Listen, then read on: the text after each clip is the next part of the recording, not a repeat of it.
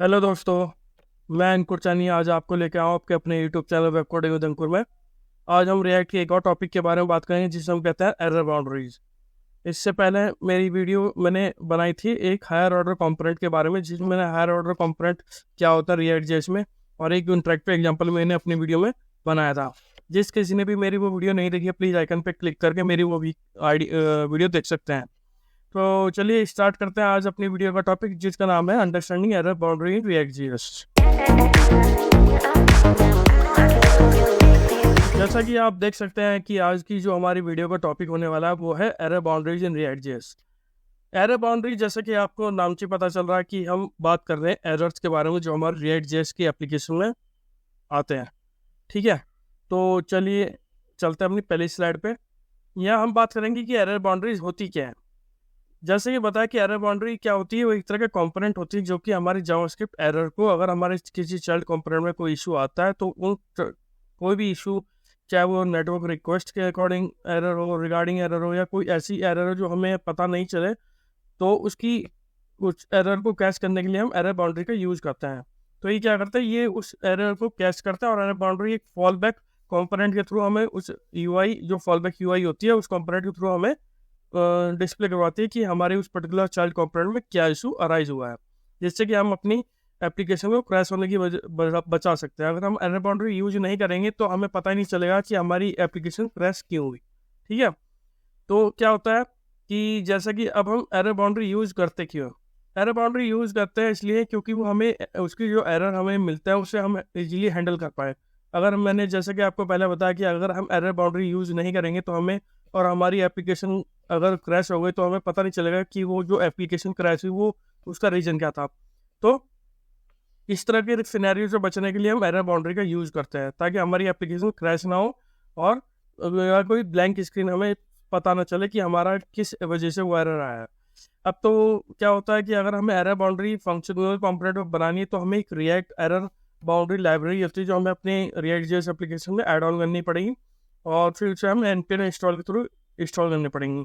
तो मैं अपने रिएक्ट जेएस इंटरेक्टिव एग्जांपल में आज आपको एक यूजर लिस्ट बनाऊंगा और उसमें एरर बाउंड्री कैसे लगाते हैं रिएक्ट जेएस में और कैसे हैंडल करते हैं ना, वो मैं आपको बताने वाला हूँ। ठीक है, तो जैसे कि आपको बताया है कि ये एक फिनटेक्स है, जैसा कि आप देख सकते हैं यहाँ एक फिनटेक्स है और ये वीडियो वैसे भी ज़्यादा बड़ी नहीं होने वाली, इसमें खाली मैंने एरर बाउंड्री को कवर किया कि उसे कैसे यूज़ करते हैं और एक इंटरेक्टिव एग्जांपल आपके सामने दिखाऊंगा। तो आप यहाँ देख सकते हैं कि यहाँ मेरी एक एप्लीकेशन है और यहाँ मेरी एक एरर बाउंड्री है। एरर बाउंड्री के अंदर ये मेरा एक कंपोनेंट है और मैंने एक यूजर लिस्ट का एक कंपोनेंट बनाया जो मेरे एरर बाउंड्री को रैप कर रहा है। फिर मैंने एक फॉलबैक कंपोनेंट बनाया जिसमें एरर फॉलबैक में डिस्प्ले करा रहा हूँ।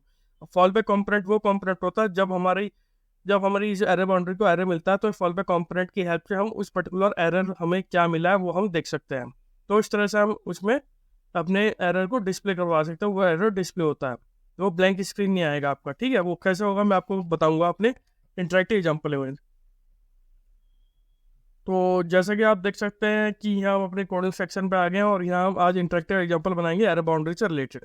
तो चलिए चलते हैं अपने विजुअल स्टूडियो कोड की तरफ, जहाँ मैं आपको यूजर लिस्ट गेट करेंगे और उस पर एरर बाउंड्री रिएक्ट जेएस में कैसे अप्लाई होती है वो मैं आपको बताऊंगा। तो चलिए चलते हैं अपने विजुअल स्टूडियो कोड की तरफ। देख सकते हैं यहाँ आप एरर बाउंड्री वाले पेज पे हम आ रहे हैं, अपने पेज पे हम आ रहे हैं जहाँ की मैंने आज की जो वीडियो का टाइटल है वो मैंने दिया हुआ है error boundaries in React JS. तो चलिए चलते हैं अपने कोड की तरफ। यहाँ देखिए ये मेरा एरर बाउंड्री रिएक्ट जेएस है। तो मैं पहले बता देना चाहता हूँ कि मैं इसमें एक यूजर लिस्ट गेट करूँगा, फिर उस यूजर लिस्ट पर हम एरर बाउंड्री को अप्लाई करेंगे। ठीक है, कुछ कंपोनेंट है जो आपको ऐड ऑन करने पड़ते हैं।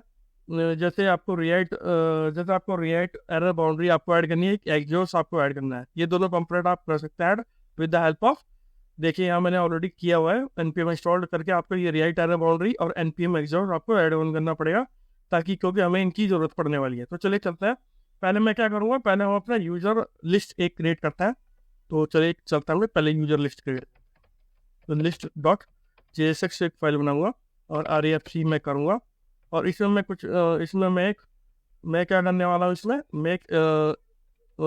हम एग्जॉस्ट को इम्पोर्ट करेंगे। वो क्यों करेंगे अभी आपको पता चलेगा, क्योंकि मैं एक API और हिट मारूंगा जिसमें मैं यूजर्स की डिटेल लूँगा, एक फेक जेसन प्लेस होल्डर जो हमारी फेक API प्रोवाइड करता है उससे। ठीक है, तो उससे पहले हमें क्या करना पड़ेगा, हमें अपनी दो स्टेट हमें यहाँ क्रिएट करनी पड़ेगी। कांस्टेंट पर्सन हम कांस्टेंट लेंगे और यूजर्स सेट यूजर्स, और मैं इसे सेट स्टेट में कर देता हूँ एरर, ठीक है। और ये सेट स्टेट अभी इंक्लूड नहीं हुआ, तो ये स्टेट सेट स्टेट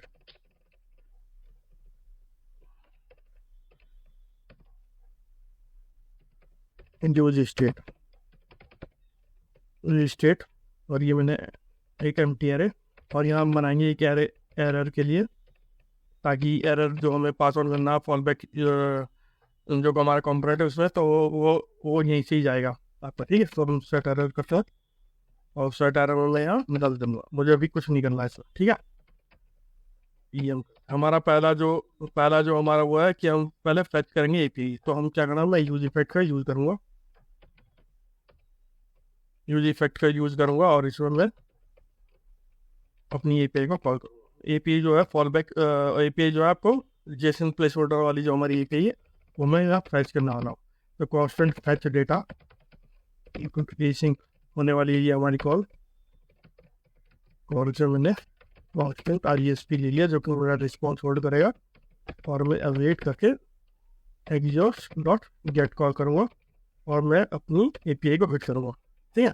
तो HTTPS, अब मैं इस एपीआई को मैंने यहाँ नाम लिया हुआ है, आप यहाँ देख सकते हैं, कॉपी करना है आपको, और एपीआई से मैं यूजर से मैं डेटा को पेस्ट ऑन करूँगा। इससे मुझे क्या मिलने वाला, इससे मुझे नंबर ऑफ यूजर्स मिलेंगे। तो मैं क्या करूँगा, कांस्टेंट करूँगा, मैं क्या करूँगा, सेट करूँगा अपने यूजर्स में सेट करूँ, और RESP डॉट डेटा मुझे ऑब्जेक्ट मिलेगा, और मैं इसे सेट करूँगा। इसके बाद मुझे एक चीज़ और करनी है इसमें, कि मैं इसमें मुझे ट्राई और कैच भी लगाना है, ठीक है। मैं इसमें मुझे ट्राई और कैच भी ऐड ऑन करना है। ट्राई कैच एरर, जो मुझे एरर मिलेगा वो मुझे यहाँ सेट करना है। सेट एरर करके जो हमारे पास मैंने वो वैल्यू लिया, ठीक है, और फिर हम थ्रो कर देंगे एरर। ये हमारा अभी ये हमारा ट्राई, ये हमारा कैच, ये हमारा पूरा फंक्शन, और इस फंक्शन को मैं बाहर से कॉल करूँगा फेच डेटा करके, ठीक है। ये अभी तक क्या हुआ, अभी तक ये हमारा डेटा फेच हुआ, ठीक है। तो मैं इसे सेव करता हूँ, और इस डेटा को जो हमारा आएगा वो मैं यहाँ डिस्प्ले करूँगा यूजर लिस्ट में। तो हम क्या करेंगे यहाँ, तो मैं यूजर लिस्ट लूँगा, यूजर लिस्ट लेंगे, और इसमें हम डिस्प्ले करवाएंगे, कॉल करेंगे यूजर डॉट मैप का हेल्प करूँगा, और मैं यूजर को डिस्प्ले करवाना चाहता हूँ ULLI में, ठीक है। तो यहाँ क्या करेंगे, यहाँ UL ले लूँगा मैं, और मैं हटाऊँगा इसे, और यहाँ क्लोज करूँगा स्टैक को। इसमें मैं यहाँ LI लूँगा, LI, और इसमें यूजर डॉट नेम आप यहाँ ले सकते हैं, और मैं यूजर डॉट, और मैं की भी मुझे लेनी है, तो मैं की के लिए क्या करूँगा, यूजर डॉट ID, तो वो मेरी की बन जाएगी, ठीक है। तो इस तरह से आप यूजर लिस्ट डिस्प्ले करवा सकते हैं। अब इस यूजर लिस्ट को मैं अपने पेरेंट कंपोनेंट पर डिस्प्ले कर रहा हूँ, ताकि हम देखना चाहते हैं कि हमारी क्या यूजर लिस्ट डिस्प्ले हुई है नहीं हुई है, ठीक है। तो हमारा ऑलरेडी सर्वर चल रहा है, तो हम चलते हैं अपने होम पेज पर और रीलोड करते हैं। तो ये क्या कह रहा है, अभी हमारा यूजर लिस्ट आया, लेकिन अभी हमारा यूजर लिस्ट डिस्प्ले नहीं हुआ है। तो हमारा यूजर लिस्ट डिस्प्ले क्यों नहीं हुआ है, चलिए देखते हैं। async await try get set users response dot set users rasp data throw arrow तो control dot log करते हैं, और rasp डेटा चेक करते क्या हमारा डेटा आ रहा है, ठीक है। तो गलत है यहाँ, तो ये फंक्शन कौन होगा, तुमने गलत किया, तो आपका सही होगा, हाँ आपका डेटा आ गया, ठीक है। अब आपका डेटा आ गया, हमें कंट्रोल करने की कोई ज़रूरत होगी, ठीक है। ये हमारा आ गया। अब क्या करूँगा मैं, अब मैं एक चीज़ आपको बताना चाह रहा था कि जैसा आपको ट्राई कैच मिला, तो अगर मैं यहाँ अभी आप देख सकते हैं आपका डेटा यहाँ आ रहा है, ठीक है। मैं ये रीलोड करता हूँ, आपका यहाँ डेटा आ रहा है, कोई इशू नहीं है, ठीक है। क्या वो अगर मैंने यहाँ कुछ गलती करती है टाइप करते हुए, तो क्या मेरा यहाँ कुछ डिस्प्ले होगा, तो क्या होगा, आपकी एप्लीकेशन जो है क्रैश हो जाएगी, आपको पता ही नहीं चलेगा, आपको पता चलेगा किसमें कंट्रोल में, तो इस तरह से ये इशू आ सकता है और आपको कभी पता नहीं चलेगा कि आपकी जो एप्लीकेशन है वो डेवलप की हुई, आपकी क्रैश की हुई है। तो इस चीज़ को रिजॉल्व करने के लिए तो एरर बाउंड्री का हम यूज़ करते हैं। ठीक है, तो चलता है अपने इसमें। तो error boundary, first of all error boundary करने के लिए हमें इंक्लूड करना पड़ेगा अपनी एरर बाउंड्री। उसके लिए क्या करूँगा, मैं यहाँ इंपोर्ट करूँगा और एरर बाउंड्री कहाँ चलूँगा मैं, रिएक्ट आपको मुझे जहाँ से हमने रिएक्ट एरर बाउंड्री जो मैंने आपको इंस्टॉल करवाई थी लाइब्रेरी। ठीक है, ये हमारी एरर बाउंड्री आ गई। तो इस एरर बाउंड्री को हम ओपन करते हैं और इस एरर बाउंड्री को हम ओपन करेंगे और क्लोज करेंगे। ठीक है, इस एरर बाउंड्री के हम इसमें इसके अंदर रैप कर देंगे अपनी यूजर लिस्ट। ठीक है, ये आपकी यूजर लिस्ट है। अब एरर बाउंड्री के साथ साथ हमें एक चीज़ और मिलती है जिसे हम कहते हैं फॉल बैक कॉम्पोनेंट। ये हमारा एरर फॉल बैक है, ये अभी मैंने बनाया नहीं है, मैं अभी आपके सामने बनाने वाला हूँ। दरअसल क्या होता है, जब एरर बाउंड्री को कोई भी एरर मिलता है यूजर लिस्ट से, तो वो क्या करता है, उसे रिडायरेक्ट कर देता है फॉल बैक कॉम्पोनेंट की तरफ, जहाँ हम अपना एरर को डिस्प्ले चेक कर सकते हैं कि हमारा एरर है वो किस टाइप का है। ठीक है, तो अभी तक एरर बाउंड्री हमने बना के फॉल बैक कॉम्पोनेंट में हमने एरर फॉल बैक है। तो चलिए एक एरर फॉल बैक की फाइल बनाते हैं जिसमें हम अपने एरर को शो करेंगे, जो हमें मिलेगा error fall back dot JSX। ठीक है, तो क्या करते हैं, RFC करते हैं।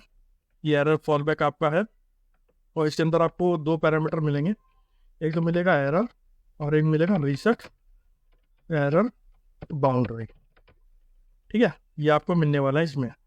तो आप क्या करेंगे, हम इसमें क्लियर कर देंगे इसे और यहाँ एक की टैग बनाएंगे और लिखेंगे समथिंग वेंट रॉन्ग। ठीक है, इसके बाद हम एक प्री में बनाएंगे और देखेंगे कि हमें एरर डॉट मैसेज लिखेंगे ताकि हमें एरर डॉट मैसेज में हमें क्या मिला। ठीक है, उसके बाद हम एक बटन बनाने वाला है जो कि एक हमारी बाउंड्री को रीसेट करेगा। ठीक है, तो यह है ट्राई अगेन हम यहाँ लिखेंगे और यहाँ बटन में मैं यहाँ ऑन क्लिक पे मैं दे दूँगा रीसेट एरर बाउंड्री। ठीक है, मैं इस बटन को थोड़ा विजिबल करना चाहता हूँ, तो बटन मुझे क्लास नेम देनी पड़ेगी। Class name equal to button primary. ठीक है, ये आपके फॉलबैक ये आ गया। इस तरह का आप इसमें क्या होगा, ये आपका जब एरर भी होगा तो एरर फॉलबैक के पास चला जाएगा। इस फॉलबैक को हमें यहाँ कॉल करना पड़ेगा, बन गया है हमारा, हमने एंटर करा तो ये हमारा इंक्लूड होगी इस फाइल में। तो इस तरह से जो भी एरर हमें मिलेगा वो फॉलबैक के पास जाएगा और एरर या रीसेट हमारी जो रिसेंट बाउंड्री हमारी ओपन होगी। वो कैसे होगी, तो चलिए देखते हैं। और यूजर लिस्ट आपके है, अभी तो हमें कुछ नहीं मिलेगा, अभी चलता है अपनी होम पेज की तरफ और प्ले करते हैं, रीलोड करेंगे। हमें कोई इशू नहीं मिल रहा, हमें इसे बंद करना है, हमें कोई इशू नहीं मिल रहा। ठीक है, अब मैं क्या करता हूँ, अपने मैंने क्या किया, मैंने यूजर से ऐसे हटा दिया। ठीक है, तो अब जब मैं इसे रीलोड करूँगा तो देखिए क्या मिलता है। हाँ, एक चीज़ और नहीं थी, मुझे एक चीज़ और डिफाइन करनी थी इसमें। अगर आपकी वैल्यू इफ एरर है, क्योंकि एरर की हमारी वैल्यू सेट हो रही है, तो मैं क्या करूँगा, थ्रो एरर, क्योंकि ये जब आप इस लाइन से क्या होगा, this error is capture by error boundary. ठीक है, क्योंकि हमें बताना है, क्योंकि हमने ऑलरेडी ऊपर स्टेज ली थी तो इसलिए हमने यहाँ सेट किया था, लेकिन हमने चेक नहीं करवाया। तो अगर एरर है तो वो थ्रो करेगा एक एरर, और ये एरर हमारा कैप्चर होगा बाउंड्री की तरफ। ठीक है, अगर आप देखोगे तो रीलोड करेंगे तो अभी F12 में कुछ इशू आ रहा है हमारा,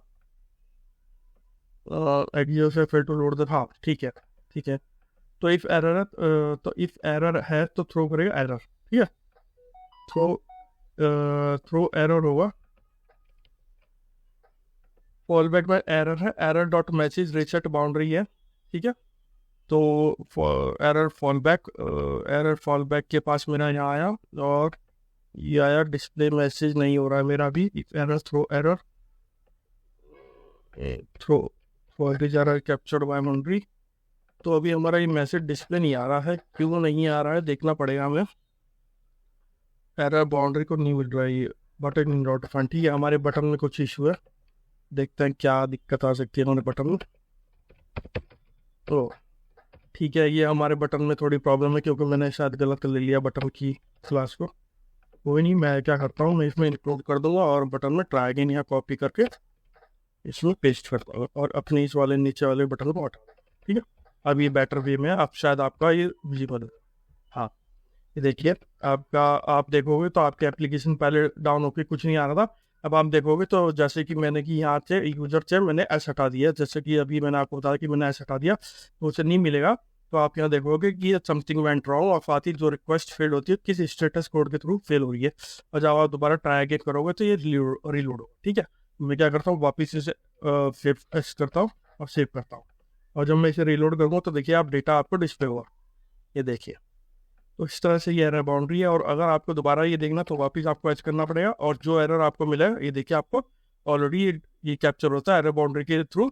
और ये आप कंट्रोल में देखेंगे तो आपको भी ये मिलेगा कि ये कोई ऐसा यूआरएल है जो एग्जिस्ट नहीं करता, उसकी वजह से 404 हमें मिल रही है। ठीक है, तो इस तरह से आप एरर बाउंड्री को यूज कर सकते हैं अपने रिएक्ट जैसे। आपको ये वीडियो पसंद आया होगा प्लीज़। तो आपको मैंने दिखा दिया इस एग्जांपल में कि कैसे हम एरर बाउंड्री को यूज़ कर सकते हैं। तो एरर बाउंड्री वैसे भी एक इसेंशियल टूल है रिएक्ट जेएस एप्लीकेशन में स्टेबिलिटी करने के लिए, ताकि हम अपने कोई भी हमें एरर हो तो हम उसे कैच कर सकते हैं और इजीली हम यूज़र एक्सपीरियंस के डिपेंड अपॉन हम उसे इजीली हैंडल कर सकते हैं with the help of fallback UI. ठीक है, तो इस तरह से अगर आपको ये वीडियो अच्छी लगी तो प्लीज़ थम्स अप करिए और सब्सक्राइब करिए मेरे चैनल को और भी रिएक्ट ट्यूटोरियल देखने के लिए। तो प्लीज़ लाइक कीजिए, सब्सक्राइब कीजिए। Thank you.